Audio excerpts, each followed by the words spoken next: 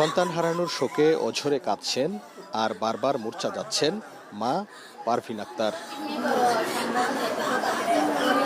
বাবা জসিমউদ্দিন যেন শোকে পাথর। এলাকার প্রিয় মুখ জাহিদুল ইসলাম পারভেজের এমন মর্মান্তিক মৃত্যুতে কাঁদছে স্বজন ও প্রতিবেশীরাও। মৃত্যুর আগের রাতে মায়ের সাথে ভিডিও কলে শেষ কথা হয় পারভেজের। সন্তানের মৃত্যুর খবরে ভোরে বাড়ি ফিরেছেন কুয়েত প্রবাসী বাবা সাবেক ছাত্রদল নেতা জসিমউদ্দিন। একমাত্র ছেলের এমন মৃত্যুর দৃষ্টান্তমূলক শাস্তির দাবি জানান তারা। আমার সহমায় আলাইতো, আমি বাচ্চা থেকে গেলাম, আমার সন্তান যদি না থাকে আমি বাচ্চা থেকে গেলাম।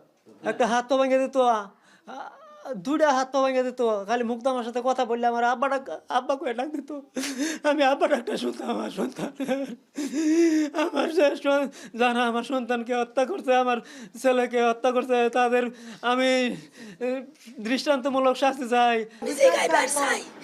আমার অপরাধ কি? আমার ভূতের আমার কি অপরাধ? আমার ভূতের মারছে, এখন আমার সামনে আনো।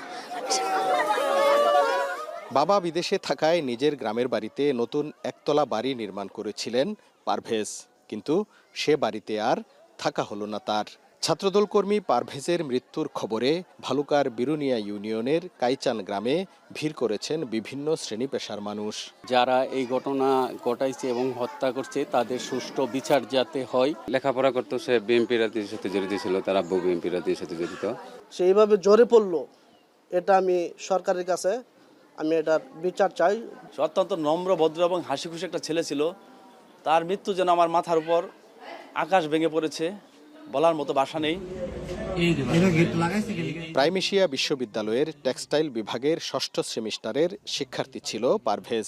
শনিবার বিকেলে রাজধানীর বনানীতে বিশ্ববিদ্যালয়ের সামনে তাকে প্রকাশ্যে ছুরিকাঘাত করে হত্যা করে দুর্বৃত্তরা। হারুনুর রশিদ, এখন, ময়মনসিংহ। একনল হ্যান্ড ওয়াশ 100% প্যারাবেন ফ্রি, তাই নিরাপদ হাতের জন্য আস্থা রাখুন একনলে।